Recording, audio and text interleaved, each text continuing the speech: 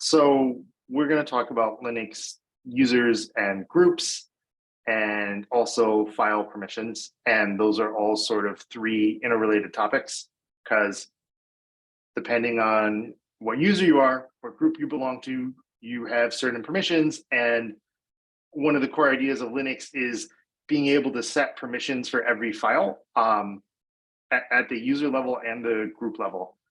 And there are these sort of like two core ideas of the Linux, really the Unix philosophy or architecture. And I'm going to use Linux and Unix interchangeably. Unix is really used to describe when we're talking about the concepts, and Linux is more when we're talking about the specific operating system. So for design principles, you'll hear people talk about, you'll hear like people use Unix more. It doesn't really matter though. But Unix uses a file as a core abstraction for almost everything. In a lot of ways, I'd have to double check. I think in a lot of ways, like Linux and Unix looks at directories as a file. When you have a socket connection to another computer, I think that is sort of in certain ways treated as a file. So the permissions management, so file permissions management, it actually gives us a lot of power.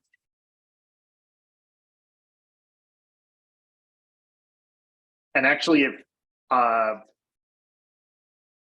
anyone has kind of more insight on this bit of the Unix philosophy, feel free to share.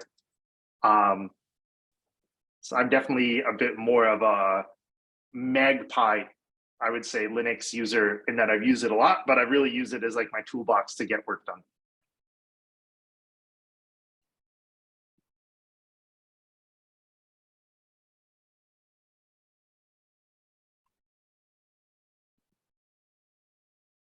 And then this other core philosophy that I briefly mentioned yesterday is text is sort of king.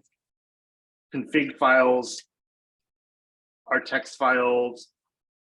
Most programs output text. You can also send programs or running processes signals, which we'll talk a bit more later. But really, like passing in text is like a core thing in Unix, and these two things are extremely flexible and get us really far. So we mentioned yesterday, if we look at this command prompt, there's three things here, right? The my username, the laptop that I'm on, and in this case, the directory that I'm currently in, and then this %sign. And if I type, who am I see my user. The command prompt is extremely customizable. And let's see, is my iTerm command prompt the same? Well, I'm SSH'd in right now on iTerm to our AWS box for the class. And you can see this command prompt is a little different, but it's still the user and the machine name. And in this case, it doesn't display the current directory that I'm in. And this is really down to personal preference. And when we talk later about setting up your own preferences for your shell, whether it's in your ZSH config file or bash config file, and we'll probably look at both.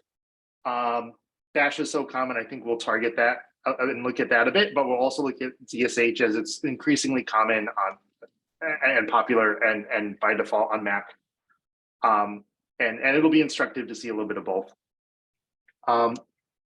And I lied. It does actually look like it shows the directory here. I guess because I SSH'd in. Though actually, oh yeah, when I'm in my home directory, I think the command prompt isn't showing anything, is what's going on. And that is probably true here as well, which I actually didn't know. Right, because this tilde is the shortcut for the current home directory of the user. Like I can go into,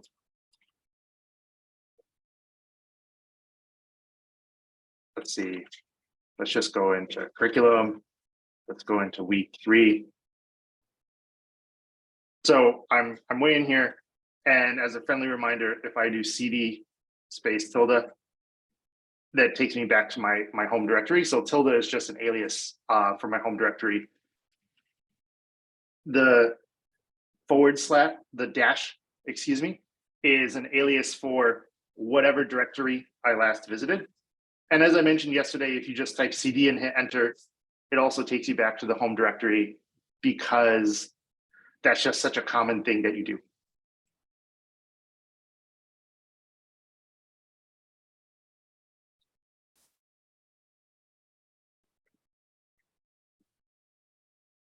Linux also has a concept of groups.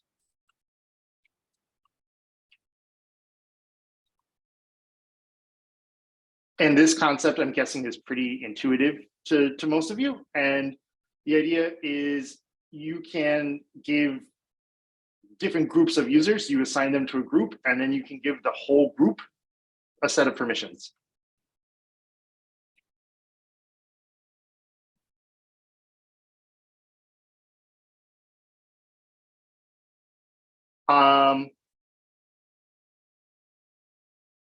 Something related to this that's good to know is that certain Linux groups, and I think users, are created by the operating system and used to do things.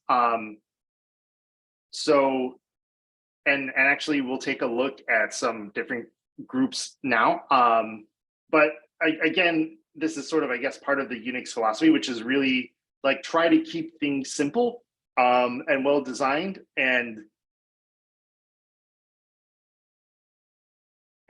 flexible. They kind of say like the Unix philosophy is like one tool does one job well. And the interesting thing is here is it does use users and groups for a lot of different things. And there is a groups command, which is really straightforward. And it lists all the different groups. And we talked a bit about typing and output. And since this outputs text, as a friendly reminder, I could do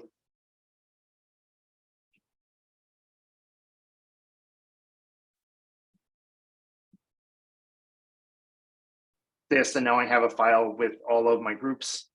Let's look at let's look on our AWS machine and see what the groups are there as well. And let me, I think, close out some of these so I don't get too confused. We'll make one more.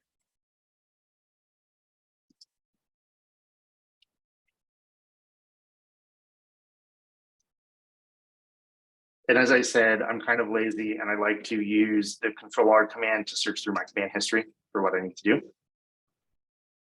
And now I am logged into that Linux machine. And note here that VS Code is showing the currently running program in the terminal. I have a question. Yes, please. You didn't put a slash after .ssh up there. Did I not? Wasn't that the folder? Let's see. You are totally right. And it still worked. It did appear to work. I'm not going to lie, I would not have expected that. I don't know if this is weird. Yeah, I'm lost. Edge case behavior or what. Let's see. Also, how did you check your history? Yeah, that's a good one. This is So speaking of bash versus CSH, I'm not 100. Let's find out in a moment if this is on bash. But if you hit Control R, it is let's actually find exactly what I'm using. It used to be there were command line programs you could install that would do this for you. Oh,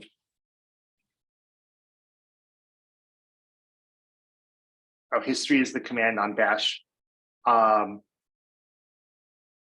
Yeah, and I'm actually not super familiar with the history program, but that is a good one to look at. And that's probably what this is using. Navigate through the matching commands. Let me make sure I know what Control R is doing.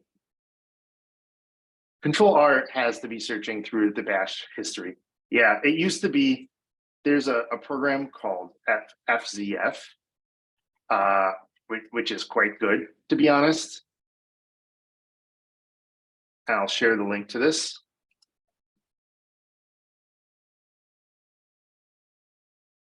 And let's see if they're little. Yeah, it's basically Control R sort of on steroids, and it's for searching, I think, through really anything. As they describe it here, it's an interactive Unix filter for command line that can be used with any list, files, command history, which is undoubtedly just stored in a text file somewhere in Linux, and we should actually find out where that is, processes, host names, bookmarks, Git commits, and so on.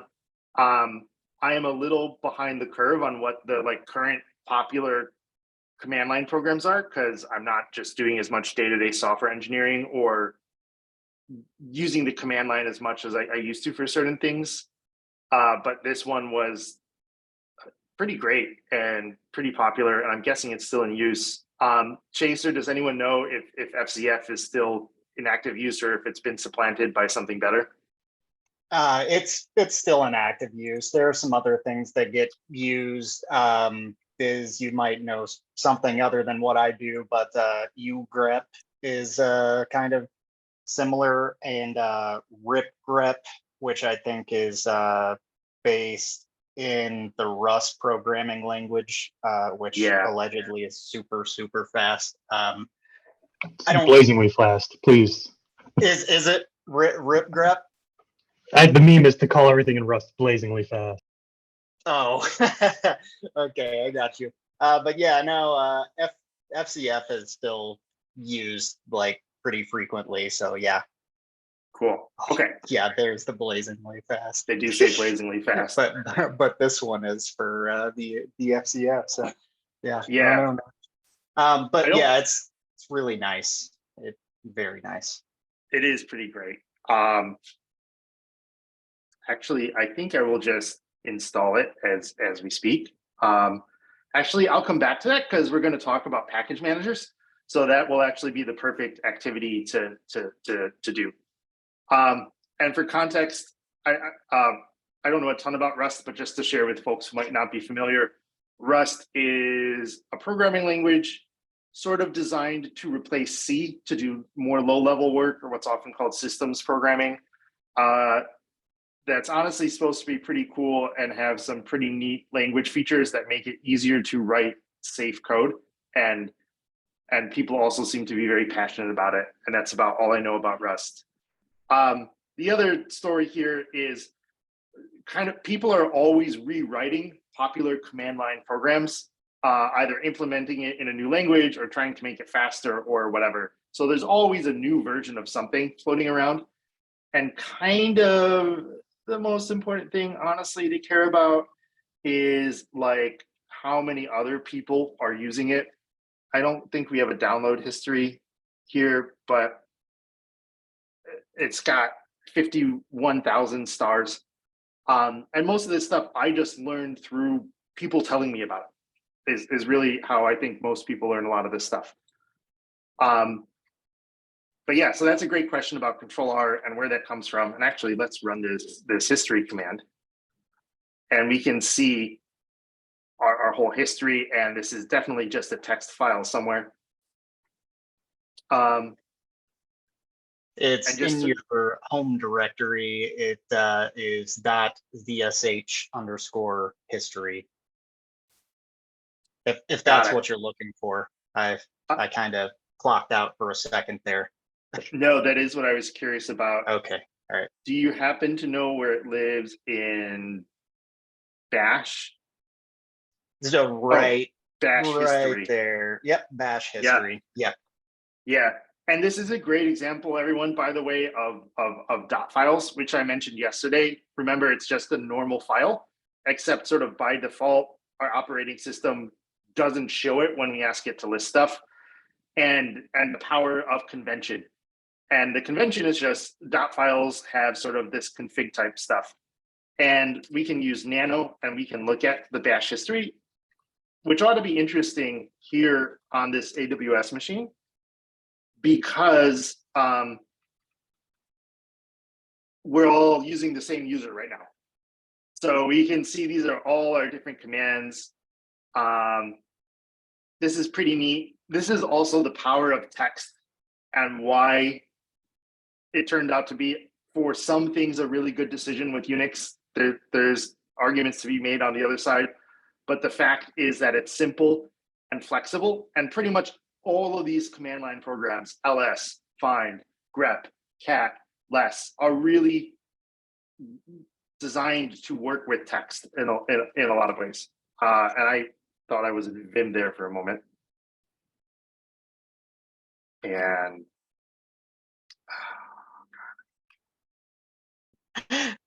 Control I have- X. Yeah, and just Control don't save the X. modify buffer in. there Yeah. we go. Thank you. Yeah, yeah, no worries. Thank you. I'm so used to using Vim. We might look a bit at Vim this week as well, because it is very common. Again, to be honest, the learning curve is steep and it does some things quite well, but it's by no means like a necessity. So we're probably not going to spend a ton of time on it. It's also a giant rabbit hole. But so this Control R program, reverse iSearch, and I wonder if that's actually a command line program. No, so I don't know exactly what program is being called when I do Control R. However, as we discovered, it's very clearly searching through our history. And if you hit Control R more, it keeps going back up through the history, searching through what you used. And if you wanted to, you could write this program using grep and a lot of these other command line tools and as a shell script. And that's, again, part of the Unix philosophy, is like these simple tools that you can use together in combination. Oh, Diz, that's a very good point in the chat about it's probably a part of Bash and ZSH, the shell program itself. That makes sense. You are probably right. And as to, actually, let me illustrate Chase's point. And this is a great example too of like the minor differences between shells. So now I'm in the other running terminal that's on my local machine that's not SSH'd in. And this is where this command prompt is helpful. And honestly, I have to type who am I all the time to remind myself. But if we do ls-a here, and in fact, I'm going to pipe this into the less command to view this as a list, which is a little easier to read. There's a lot of stuff in here. There's ZSH history. And this is actually a great example of how to use these tools. ls-a star history. No matching found. It would I have would've to be underscore history and then it would show you whatever has that. Why does it have to be underscore history? Well, because there is nothing matching in there that has a file name and then history directly smashed up against it, if that makes sense. That does. I think I would have thought that would have worked. Let me Let me try it out over here. Yeah, I'm getting in a little bit of a rabbit hole. But Yeah, no worries.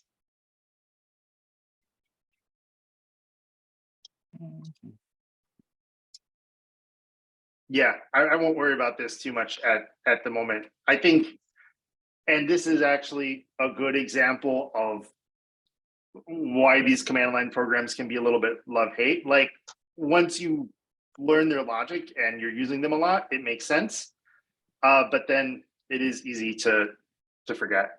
But the important thing is that we know that there's this ZSH history file here, LSA grep history.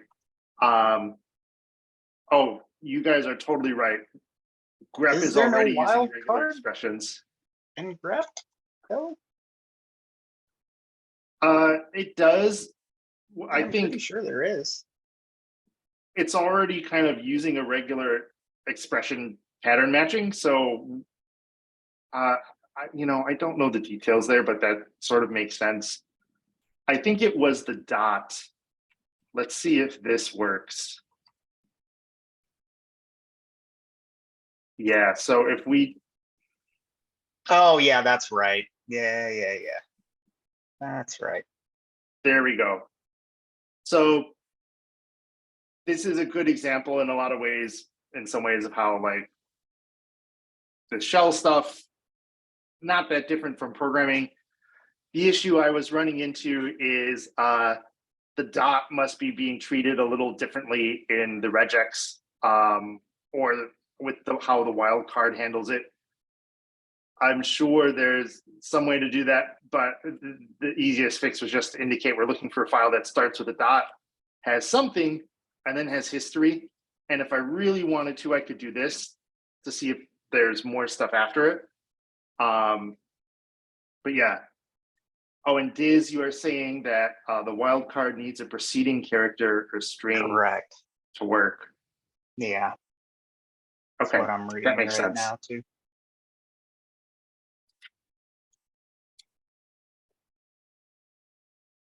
But you could just grep quotation, open quote underscore history, and then close the quote on the grep. Yeah. Yeah. Yeah. This was a bit of a tangent, but a useful one, I think, and also cool to see how a lot of this works. And this history command is clearly just taking what's in that file and adding line numbers when we run it. And that seems to be all that it's doing. And if I use this pipe command to put it into the less program, which will paginate large amounts of text, then I can page through this and see what there is. If we look at where history lives, it's probably a shell built-in command, which is why we're not seeing anything. Yep. And if we look at the man page for history, there is a lot of, it's a built-in command, so we don't get a lot of context on it. But so that's very good to know. And I am a huge fan of Control R. I think it's your friend. Honestly, it's probably worth installing FCF or a similar tool because they're just super useful. And I think we'll walk through that a bit later today on both our local machine and also the one in the cloud.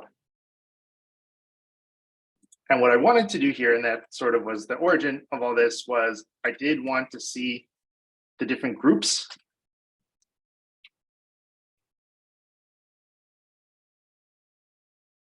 So these are the groups on the AWS machine in the cloud.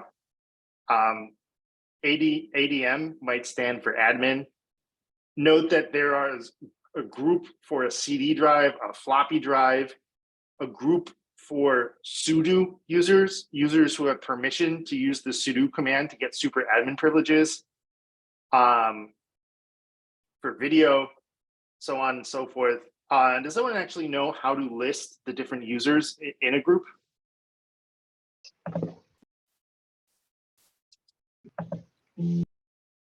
I know how to list their primary group,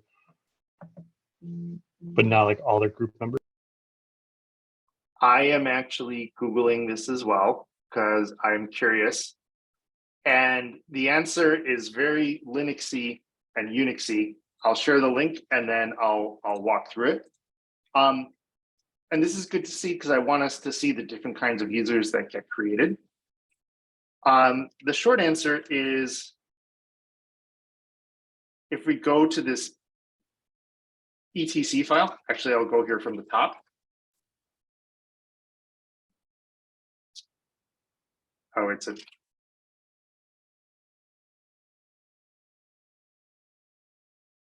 in this file etc group, it's again just a text file, and it lists all of the users, I believe. Let's see, it defines the groups. So maybe this isn't what I want for the different users. It looks like this one is where groups are defined. And it looks like there's also a members command, and that's probably what I want.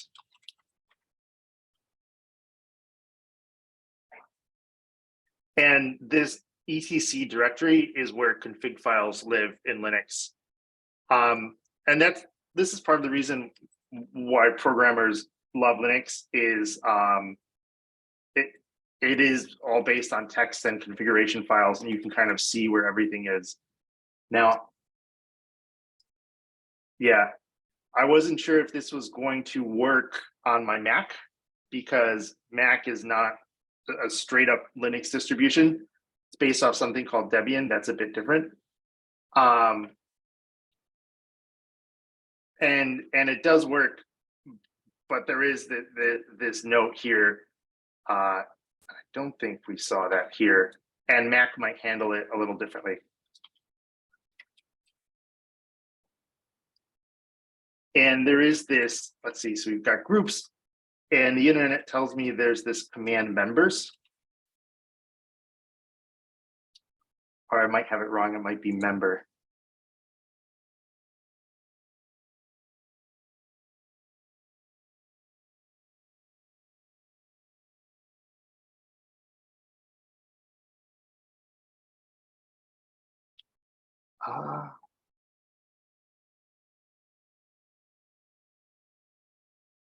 Yeah, actually, I could use a little help if anyone knows how to list all of the different users or where that information lives. So allegedly, members is a way of doing it, but it's not just installed by default, because I was just looking at that Okay. on a web. So members is indeed a way to do it, but you need to, I guess, app install.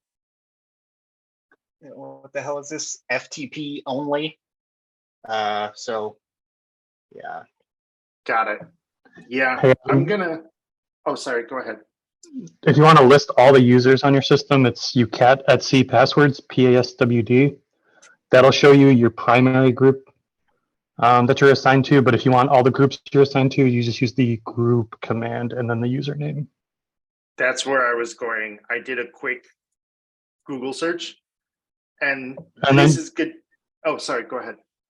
Generally, anything with the UID over 1,000 is user created. Anything less than that is like a system created UID.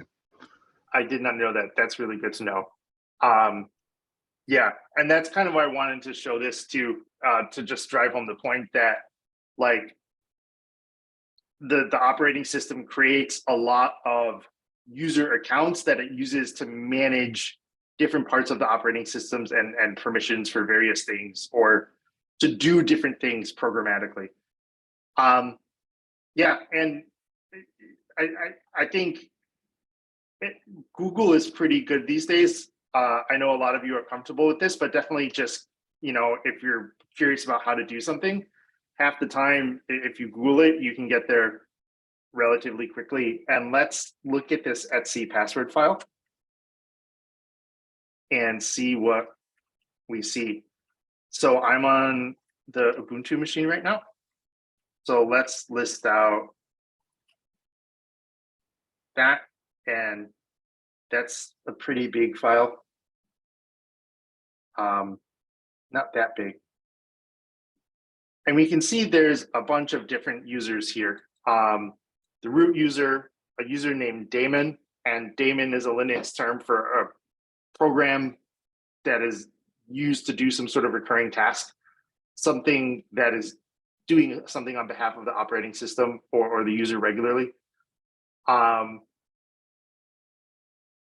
I am not 100% exactly what we're looking at here, but I'm pretty darn sure it has to do with permissions levels.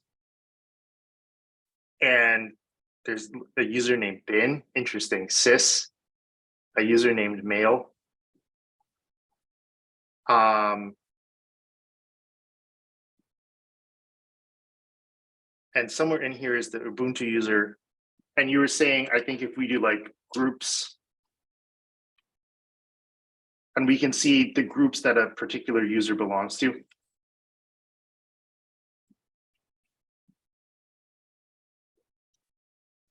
And then the other thing to kind of note from the password file is that last thing tells you what your default shell is. So a lot of them will have like no login, so you can only use them for tasks, but you can't log in as them. I imagine that'd be pretty useful for DevOps. I think that is really good to know. You know, it's interesting these days with DevOps, we're using like what Docker lets us do is create like a whole image of an operating system that a lot of the times we're using like pre-configured images.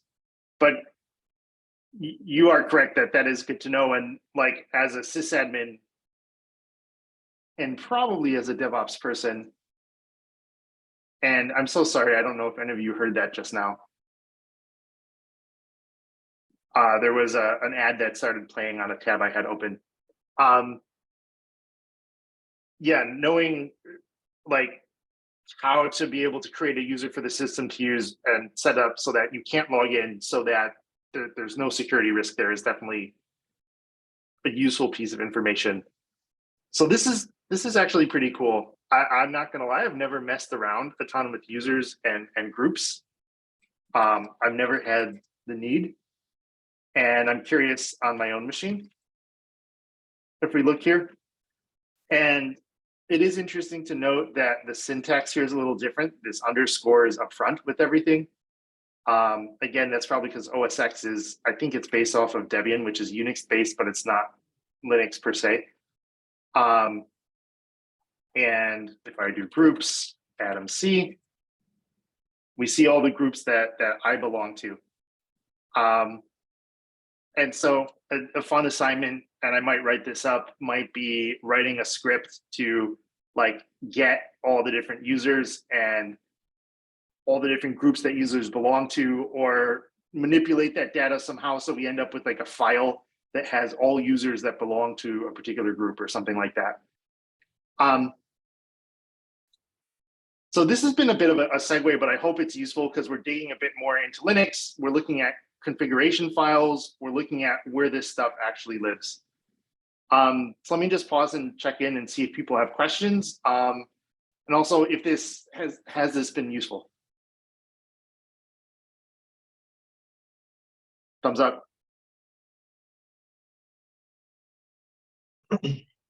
Yeah, I had a question. On this server, we're all essentially like the same user, right? Correct. At the moment. So is that going to change? Are we going to have like different user accounts, each of us at some point, or is that the point of currently being the same user? Like, are we going to learn how to assign new users and stuff?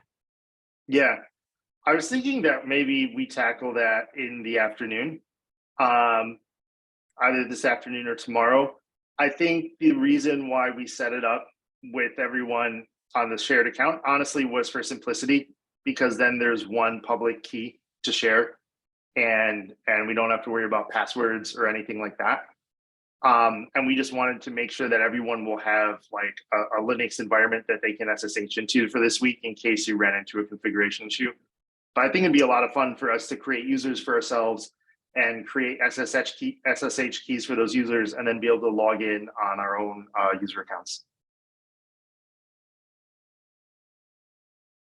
Yeah, and really everything we're doing with this server is for learning purposes. So in terms of, you know, class projects or administration or things like that, there's no need. This is just sort of like a space for us to play with stuff. Right. Yeah, no, Yeah, that's a thanks. really good, for sure. Yeah, would people be interested in doing that this afternoon? Is like maybe as a group, like walking through creating users and setting up SSH keys, or handing that out as an exercise? Yeah, agreed. I think that'd be awesome. Excuse me. I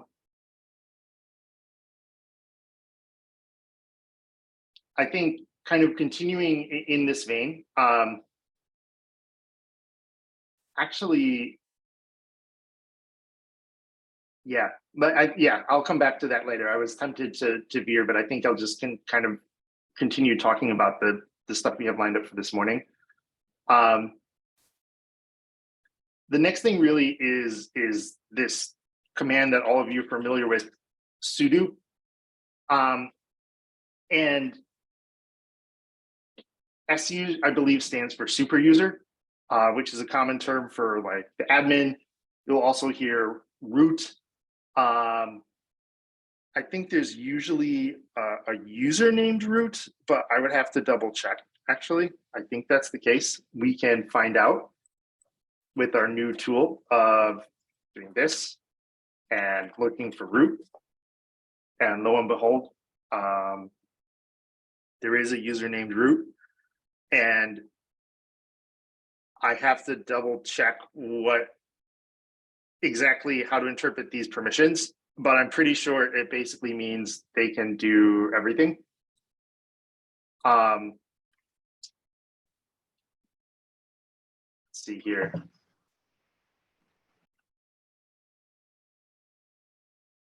And on my local machine, on my Mac, there's also a user named root. All Unix-based operating systems have the root user out of the box, and you have to create separate users from there. And basically, it just makes it so that the user and the administrator are separated. That way, if you want to do something that is potentially system breaking or altering, you'll have to put in a password before it can do that. That's also a security measure, so you don't just accidentally download something that automatically executes a script that's gonna, I don't know, steal all your data or something. Insert XYZ thing there. But that's the purpose for the separation of users there. Yeah, that's a really good breakdown. Totally. Thank you. I was pretty sure on Mac it still was called root. I wasn't quite 100%. And exactly like you said, they're both Unix. Right. Unix-like. Right. Well, Mac is technically Unix, I guess, but whatever. Semantics. Right. Totally. Yeah, and exactly like you said, the main idea here is as the root user, you can do anything, including something extremely destructive, even if by mistake. So because it's so easy to make a typo, like best practice is no one ever really logs in all the time as root. And that's why there is that group. If we look at the groups named sudo, and that's the group of users that have permission to use this sudo command.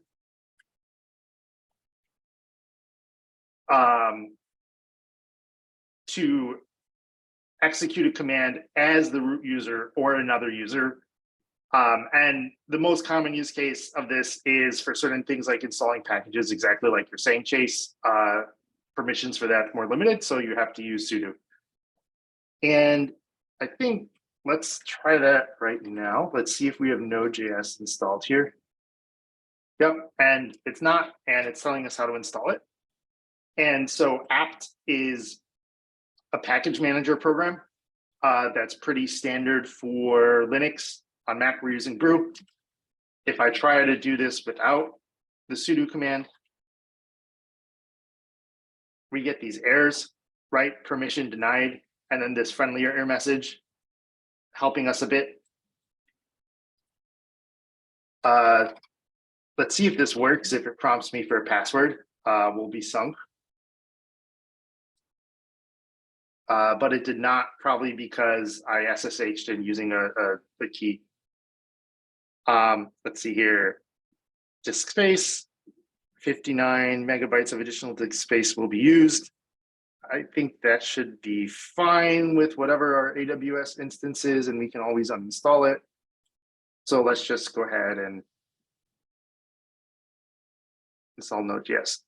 Oh, That's just because you have updates pending. oh, for the system. I see. You should consider rebooting. And I don't know this for sure, but I'm pretty sure that Ubuntu is potentially the root user on that. So that's maybe why it didn't even prompt you for a password.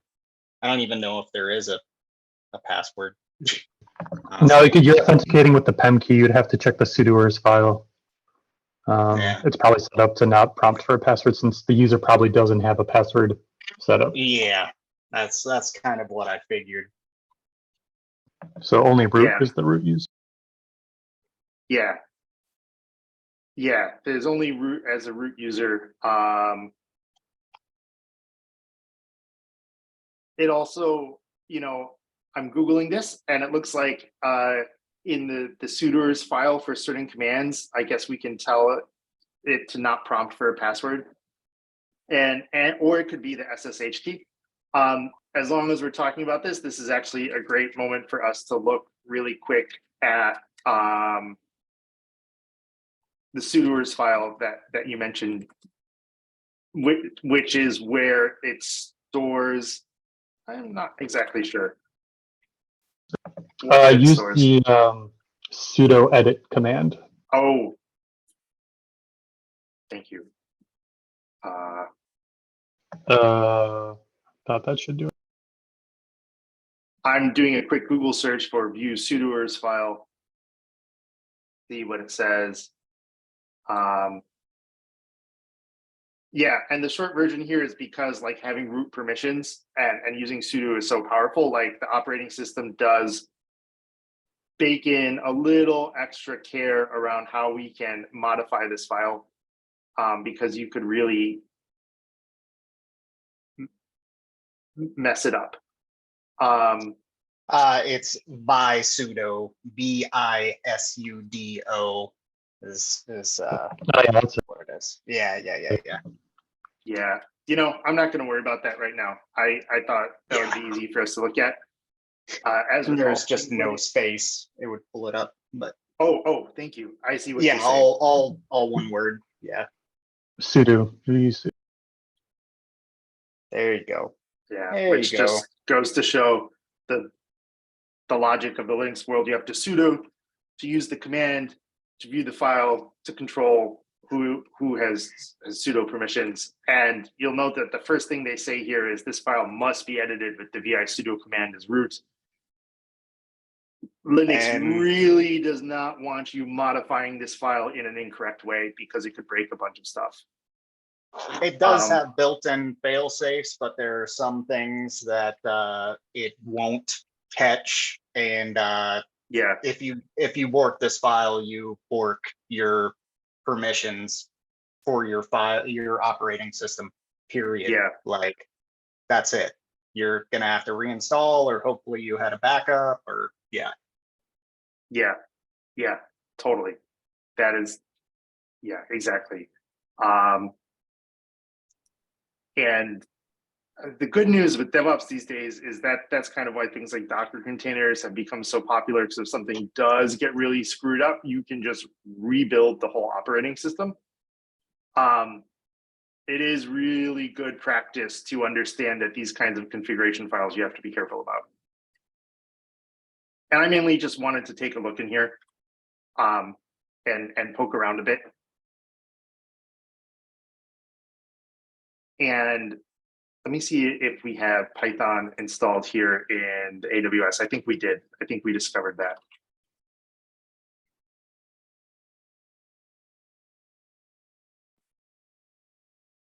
Perfect. Yeah. So I'm going to quickly just make a hello world Python program using some of the things that we practiced yesterday.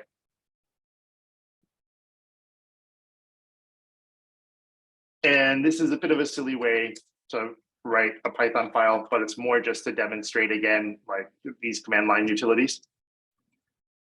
And I always want to look at what I just did to make sure it's what I expect. And using Python, I can run it, which is kind of expected. And kind of what I wanted to show is you wouldn't really expect to do this with a Python file, but since this ./ is just Linux saying like relative to our current path, you can use it to run programs. However, we get a permission denied message with this Python file.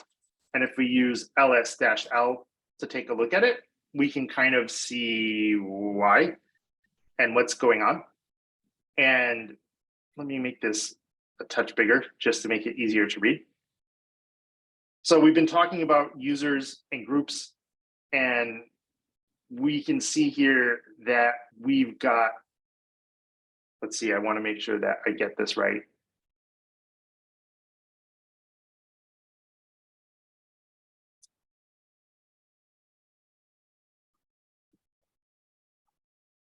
I want to say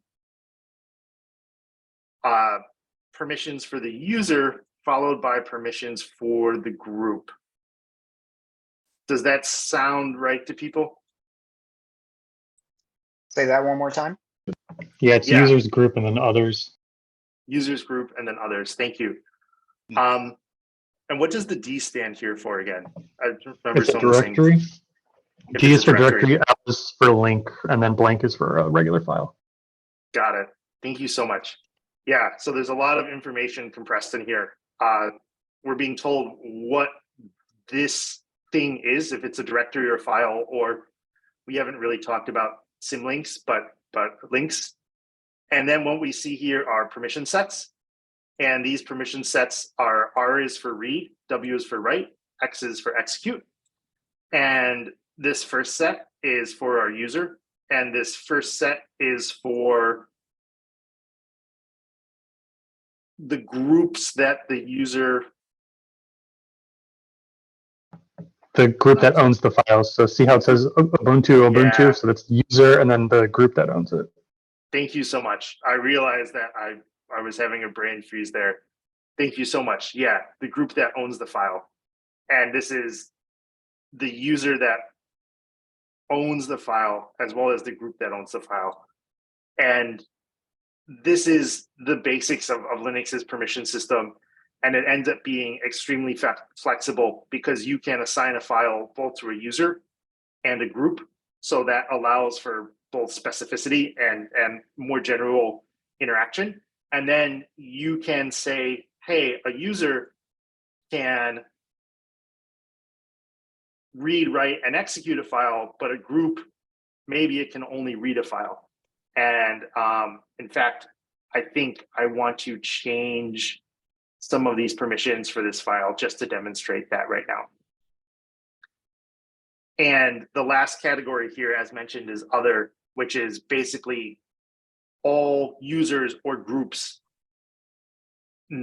not covered, right? So if you're not the owner of the file, the user that's the owner, or the group that's the owner, you fall under this other category. So when I created this new file, any group or user on this in our operating system here can read it. The Ubuntu group can read and write to it, and the Ubuntu user can read and write to it. Right now, no one can execute the file. So I'm curious why Python 3 hello.py works, but ./hello.py doesn't work? Is it because the Python 3 is like calling the Python environment instead of the bash environment? Yeah, that's exactly it. When we type Python 3, that's our Python runtime program, the Python, I want to say maybe the Python virtual machine Interpreter. I mean, interpreter. so you can actually yeah, I haven't tested this, but I think you could put a shebang at the beginning of a script, and then you could run it from the command line with the ./. I don't even know what the Python shebang is, what you have to actually input there, but yeah, I think that might work. Yeah, exactly. And that's kind of where we're going with this. And I think I'm going to go ahead and do that right now just to demonstrate it. And this chmod command is what's used to change permissions on a file or directory or any other resource. And there's two ways you can enter in commands.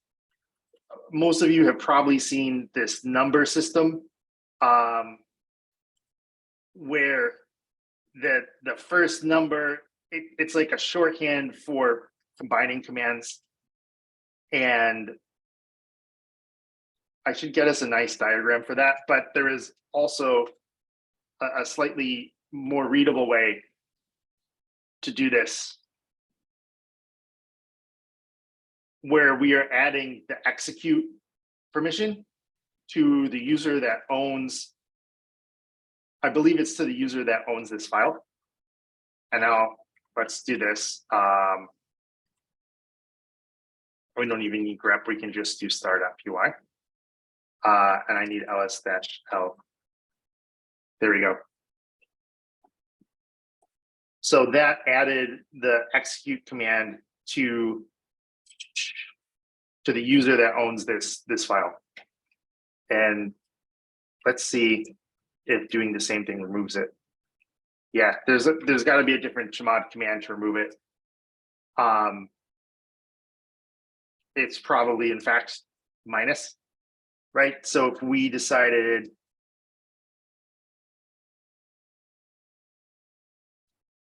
that the group should not be able to read to this file, I believe this is how we would do it. And let's see if that works. That does work. What probably makes more sense, and what I meant to do was, we don't want the group to write to it, because that makes a bit more sense as the permission to control.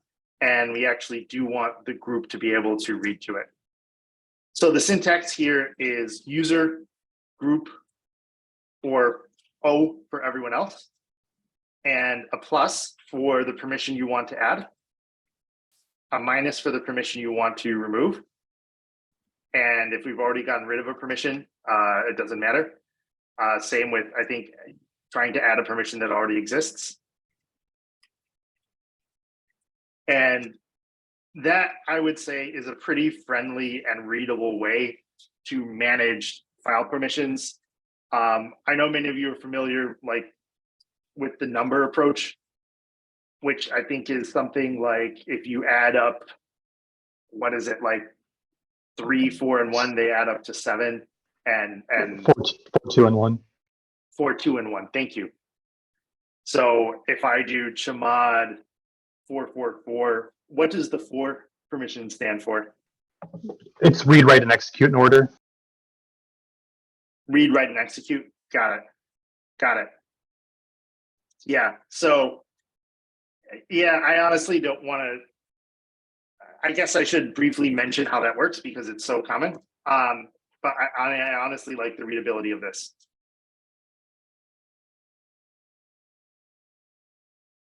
But so if we wanted to change a whole bunch of permissions at once, and maybe we only want everyone to be able to read this, let's see if I have this right. Let's do 4, 4, 4.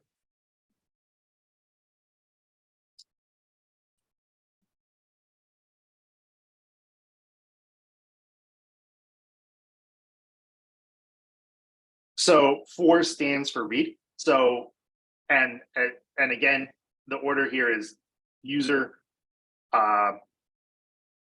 group, and other, everyone else. Adam, I to- added a graphic to the Oh, yeah. chat if you want to pop that up. That would just be to great. Kinda, This is uh, this is definitely something that's benefited by a graphic. yeah, it definitely is. It's Thank you. Confusing as hell. Yeah, no problem.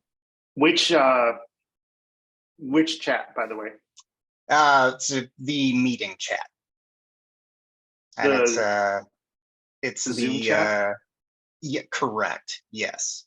It's the I- pbs.twimg.com, blah blah blah. Oh, I see. Yeah. Beautiful. Yeah. There you go. Yeah. I will just throw this in our Slack. And thank you. I was getting a little in the weeds, like stepping through all of these. But essentially, you can add these numbers together. So if you want to give someone permission to do everything, 4, 6, and 1 add up to 7, as you see here. So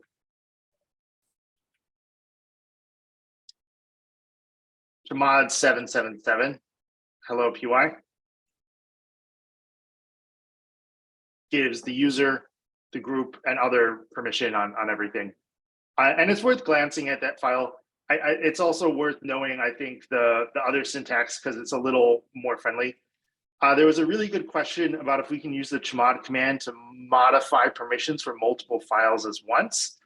My guess is no, but let's actually find out. And that's always, I think, the best way to kind of is just to try stuff out. And Austin, I think what you had suggested was trying to add the execute permission for both of these files. Now you can use loops and such in Bash, so you could do it that way. You would just have to feed it a list of files that you wanted to change the permissions for. And I think you can actually pass in multiple file names to, let's see if this works, to this chmod command. Yeah, that may be true. I actually haven't tried it. Yeah, it works. It did. I just did the wrong command. Can you use with the card for the multiple files instead of listing them? Yeah, that's a great question. Let us find out. There we go. So now both of these Python files are read-only for everyone. So let's try chmod O plus X, which is what Austin was saying. Yeah, great question, Akeem. So this should give the other user execute permissions on this file. And let's see if this works. And that actually did work. So that's kind of cool. With regular expressions, with things like chmod, use with care. Anything where you are affecting permissions or more config related stuff, there's actually a pretty big advantage to keeping it simple because it's harder to make a mistake. And, you know, like this one line, this one bit of regular expression isn't too crazy in and of itself. But when you have a whole script with a whole bunch of stuff happening, it's easy to make a mistake. And also stepping back a bit, if you think about it, there is an assumption here. Like, what if some new Python files are created and we want to handle them differently?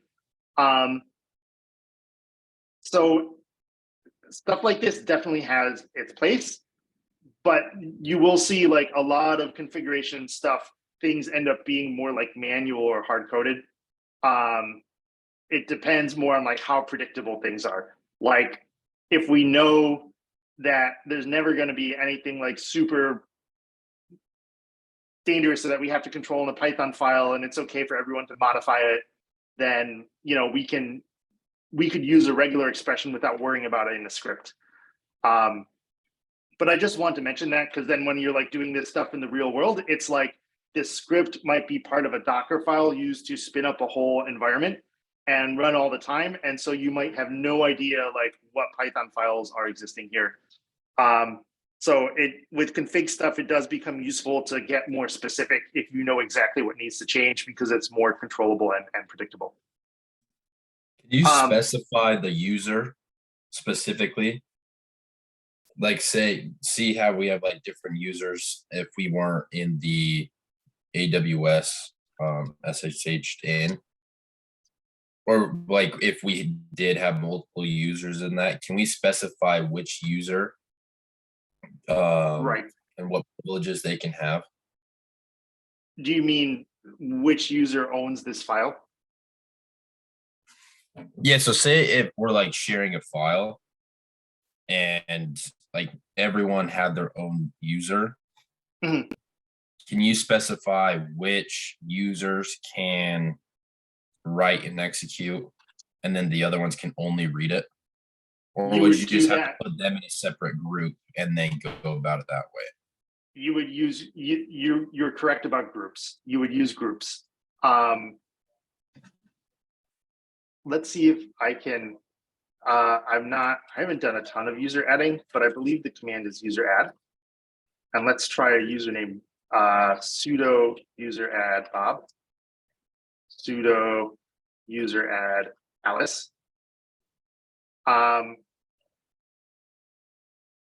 Now let's see if I cat etc password grep Bob. The user Bob now exists in that etc password file because I just created him. And the user Alice also exists. So I have successfully created those users.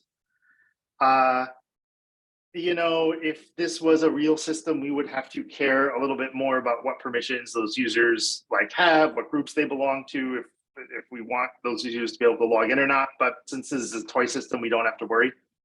And let's make a group. And I actually have to Google very quickly the create group command. And it is probably something relatively simple. It is group add. This is why programmers get obsessive about naming things and consistency. User add, group add, that makes sense. And we will call this group Python coders. And I have to sudo this. And now if I cat, what was the file again that holds all our group information?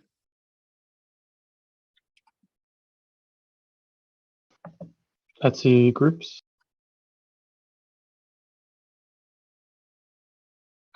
Group singular. That's why I was getting a little confused. Cat Etsy. And this is, oh, this, by the way, is the power of tab complete. If you start typing it out and you hit it twice, it'll list out all the options. And we see Python coders here at the end, but let's pretend this was a big group. So we needed to use grep to search for what we want. We see our Python coders group is created. And I actually, yeah, we'll go into users and groups more later, but that's essentially the path that we would take for what you're talking about for this Python file. Is you would create a group with the permissions that you want, and then you would add the users to that group. You do raise a very good point, though, that there are going to be times when we want to change the owner of a file. And this, I will probably need to use sudo for this. Let's see if this works. And I actually need to get my syntax right here. So give me just one moment.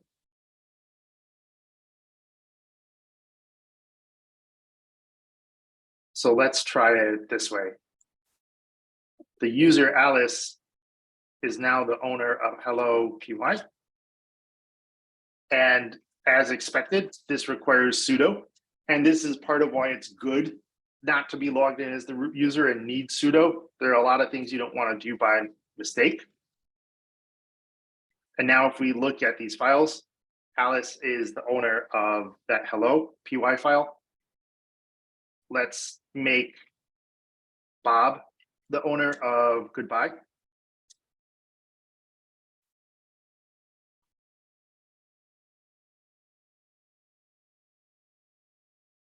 And let's add them both to this group that we just created. And I'm pretty sure the syntax is something like this: change group, Python coders, star.py, to go back to something we were discussing before. And I need to sudo this.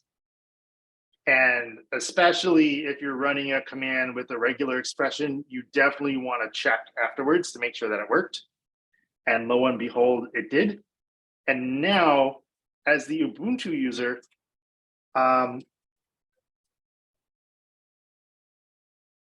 let's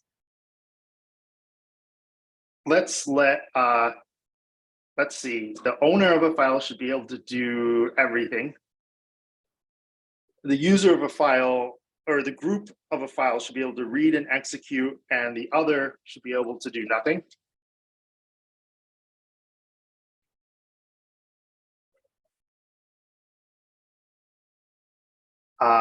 Let's see here. So that looks about right. And now, as the Ubuntu user,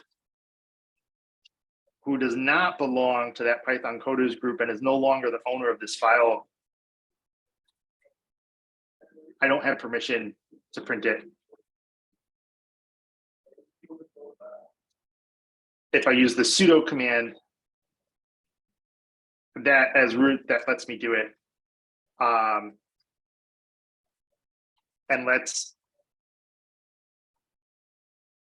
change the owner back to Ubuntu just so we can continue to mess with this. And I think the last piece of this puzzle that I want to do here is what you mentioned earlier, Chad, about permissions. And give me a sec here to jump between my tabs to get to where I want to go. So we've seen a lot with file permissions and different ways to work with them. And so just to talk a bit about the execution permission, from the perspective of Linux, anything can be an executable file. However, we do then have to tell the shell, how do you run this program?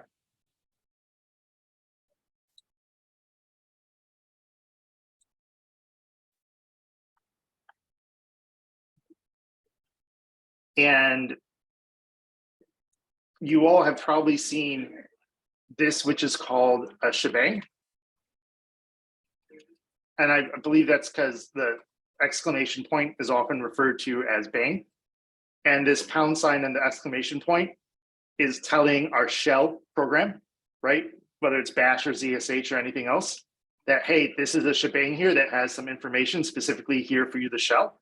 And then we have an absolute path to the bin directory, the binary that holds executables, and the program that the shell should use to run the following code. And right now this is bash, and because that is not how you print hello world with bash, you do it like this. We get a syntax error, and we're told that there's a problem here because that's Python code. That's not bash code. The file extension does not matter. I'm actually not going to do this move command because I'm not 100% on if it messes with permissions, and I don't want to go down that road, and we're kind of overdue for a break. No, you can use it. It's not going to do anything to permissions. You can just change it to hello. It doesn't. Perfect. Yeah, thank you. So yeah, so to reiterate, the file extension is another convention for us, the users, and for some programs that pay attention to it, I don't think Python, the Python interpreter cares. It runs that file fine. So what we can do with the shebang is, let's see where Python 3 lives, our Python runtime, and it's in /user/bin/python3.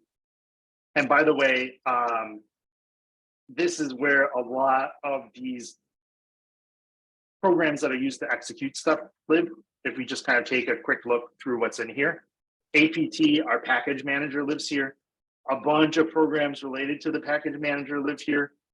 Awk, a search program, all sorts of interesting stuff. Git may or may not live here. Chmod, the Chmod program. And in fact, if we do which Chmod, right? A lot of the programs are built-in shell commands. A lot of the programs are not built into the shell and are little programs that live in user bin and are just standard, I would say, with Unix and Linux. So someone might be able to explain that a bit better. So what we're going to do with our hello file is we're going to update the shebang to point to the program that we want the shell to use to execute it. And I am going to change it back to hello py because it drives me a little nuts not seeing the proper file extension. Yeah, you clearly don't use Linux enough. There are basically like no file extensions on anything in most of the Linux stuff. So yeah, you just kind of get used to it. It is weird at first though. Yeah, I don't do a lot of like it. Like I said, it's really more like my work table for the software development work. You're totally right though, that like the groups file, the history file, all those things. And it makes sense because why would you need a file extension, especially for configuration stuff? Right, file extensions, and if everything's just text, then it doesn't really matter. Right. Yeah, I think it's just that, you know, in most Windows or even I think standard Mac environments, you know, you see file extensions for stuff, so it just feels weird to not see them at first. You know. Totally. Yeah, and it's coming from the programming world.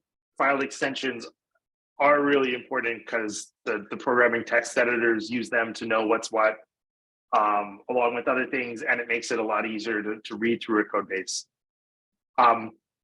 We have changed this shebang, and now it does execute, because what the shell does, by the way, as I kind of mentioned this, but like there's no special concept as I understand it of an executable file in Linux. It's really like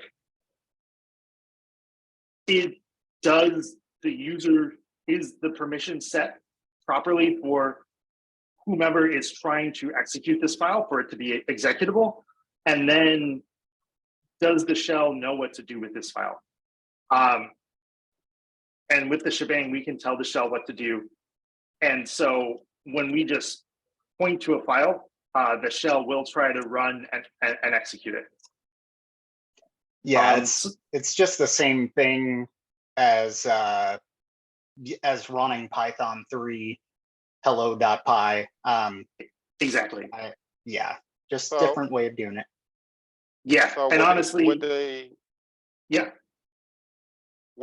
shebang not in the file, the file wouldn't be able to run, executable won't be able to run. Is that correct as assumption? Not from the shell by doing the // No, you could still run Python 3 hello.py, but you couldn't just execute the file, if that makes sense. Okay. Yeah, it's this. The shell will try to run the file, but it won't know how. And the truth is, you should not. You probably do not want to run a Python file, or the file for any other programming language this way. There's probably maybe there's a good reason to do it in some special situation. More so, I just kind of wanted to demonstrate the shebang, and I'll write a very quick shell script, which hopefully I won't get wrong. And we're familiar with that. Yeah, what's up? Oh, sorry. I was going to say, while you're doing that, yeah, actually, there's a lot of automation that comes along with writing Python scripts and running them that way, especially in Linux. That's how a lot of stuff gets automatically installed when you first open up an operating system. That makes sense. And I was wondering about that, if we're using Python because once you can use the bash language to do a shell script, but it gets messy pretty quickly. So people like to use Python or a proper programming language, right? So Chase, you're saying like a lot of the Python scripts used to install stuff and set things up have a shebang so that they can just be run that way by the operating system. Right, exactly. Yeah, and you can just use what is it?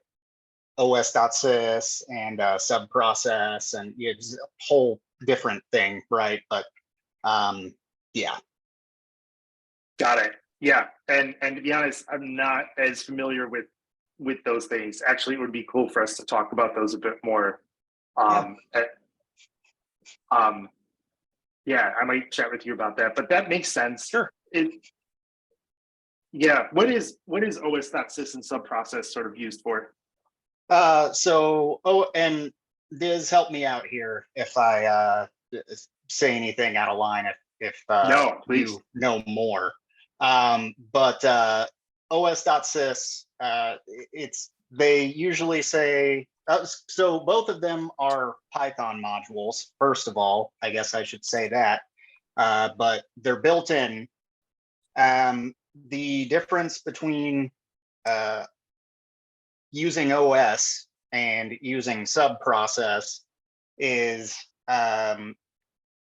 correct me if I'm wrong on this one, Diz, but I'm pretty sure that using subprocess runs whatever code in the background, and then using os.sys is more out in the open. Is that correct? Or is that? Oh, you're cutting out, bud. All right. This is There you better. go. Yeah, Yes. same as yesterday. Subprocess kind of does a child process where it'll use like different threads, and OS Right. allows you to abstract away calls to your operating system. So like Adam, for instance, the video store project, I think that was assessment 1 for full stack.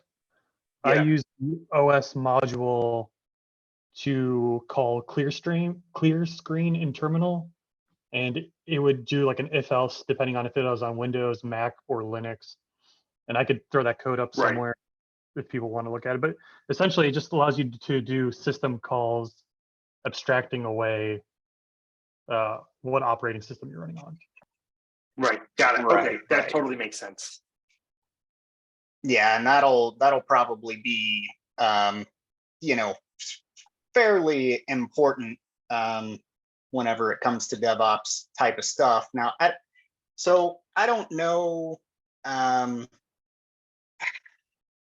how much freedom, how much autonomy DevOps engineers are going to have to actually like install things on like, let's say, AWS instances and things of that nature, like, or if they primarily just run bare bones and it's like, well, you're just going to use them for the rest of your life, but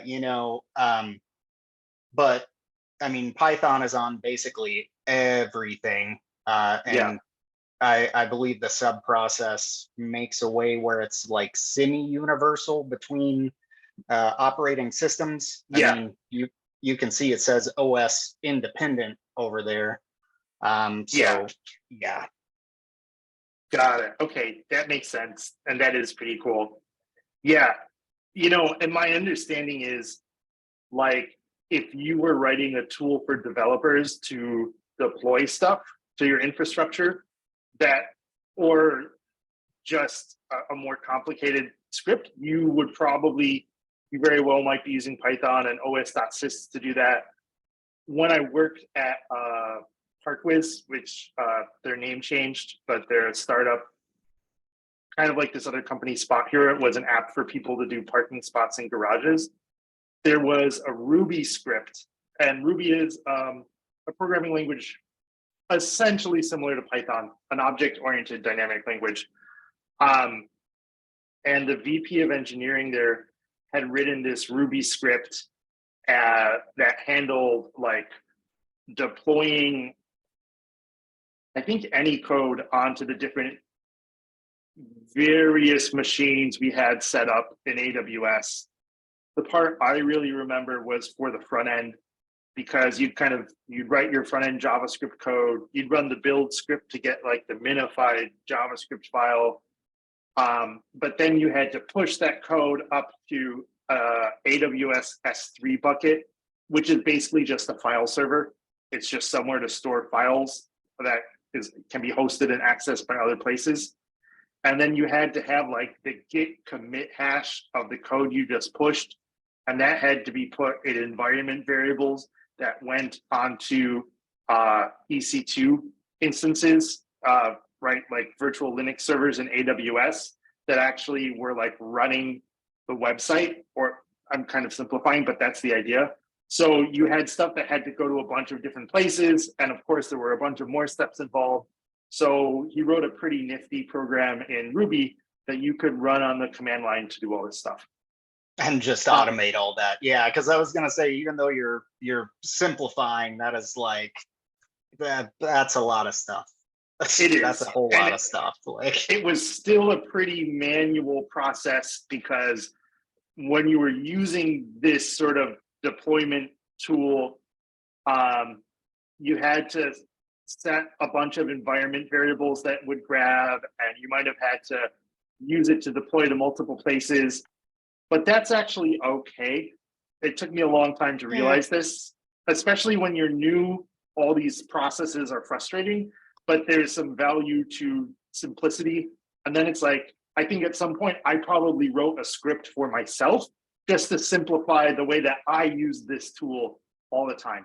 exactly. Yeah, and I'm pretty sure that's what DevOps is all about. I mean, like that's part of building those pipelines. Like, you don't have to worry about doing all that garbage anymore. I wrote this script that you can just friggin' run, and now, hey, look, you can suddenly do your job like instantaneously. Like, I'm pretty sure that's what it's all about. So that is definitely like a big piece of it. The other big piece then is where in a lot of ways you don't end up writing scripts or messing with system configs too much, because you're using like virtual machines that are like generated by other programs, and you're configuring the Amazon Web Services environment that spins these things up and connects them. And where rather than working on the command line, there's a lot of configuration files in various formats, or like the AWS web interface or other things. And it's like those two pieces. It's a broad field, and it will probably depend a lot on the company and the size of the company. That is really good to know, though, that that's a common use case for when you would add a shebang to a Python file is for scripting stuff, and that's done all the time. And that makes sense, because then it lets you treat all of your executable files the same way when you're writing these scripts. yeah, so like when you sudo apt install some things, it probably just grabs all the stuff from the package, and then a lot of them are probably just ran through Python to like actually set things up. Yeah, No, you don't think so, Diz? No, because I use a D package on the back end for apt. Like if you're using pep, Oh, sure. If you're yeah, installing things yeah, otherwise, okay, yeah, that is fair. That is fair. So disregard. Speaking that out is of okay. out of And turn that's there. also, well, like a oh, sorry, huge please. example of that is like the Arch install script that comes with Arch. Mhm. It pretty much configures your whole system, and that's all Python. Yeah, see, so that's where my disconnect is. So my bad. No, no worries. And I mean, if there's one thing I found, it's that like these tools get complex really quickly. Yeah, there's so many And different package managers. yeah, and it's impossible to keep track of everything. I wanted to show people there's an apps list command that will list everything installed, which is just a giant list. And this is a good example of where piping output to a file probably makes sense, because now I have a file of everything installed and I can manipulate it however I want with whatever program I want. You can also use this to list to see if you have a program installed, and it gives you some information about it. Brew, the package manager for Mac, works similarly. And I'm curious where sort of the server for apt is, but that's, I think I'm getting a little too into the weeds there. This is probably a good point actually to just pause and ask questions and take a solid break, because we've been going for a while. And I know I was going a little all over the place, but I feel like we covered a lot of interesting stuff. And I really appreciate like all the input that you guys are giving, and the help, and that we can just kind of explore things. Yeah, so what is on people's minds, and what questions do folks have about really anything? Because we have been covering a lot of ground. Hey, Adam, if you want the list of where the app server lives, it's in Etsy, apt, and sources. Oh, awesome. Etsy apt. And then just autocomplete to something that looks like sources. Yeah, sources.list. That's Yeah. And this, again, is the beauty of convention. All the config files live in Etsy. The stuff for app lives in the apps directory in Etsy. And so what we have in here is a text file with a format that the apt package manager can understand and knows to expect, that lists package names and the URLs for the servers for where to go to install those things. And I would assume that when we run apt update, this is a file that gets updated. Yeah, that's a mirror that they pull the packages from. Yes. Got it. Okay. Right. I think the mirror is the URL here is like a mirror server. Yeah, it's exactly what it is. Like that mirror there is just where it pulls all of its packages from. So if you actually you would probably be able to control click on that and open it in a browser or copy paste, and I think it will pop up like a very minimal website and show not that one, the oh well, that works too, I guess. Yeah, So there's, yeah. there you go. And then yeah, if you go to the Ubuntu or project, probably. I'm not super hip on Me Debian, neither. Yeah. so Biz, And this you is, gotta step in, man. I don't know. yeah, this is probably a good stopping point. But Yeah, that's true. Point being, just kind of showing how the dots connect is really why I wanted to kind of go down this road.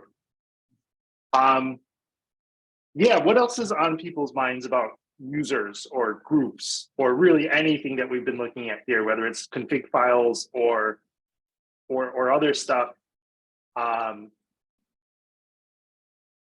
Do people have questions about like how does this connect to the rest of the course, or like what should I focus on?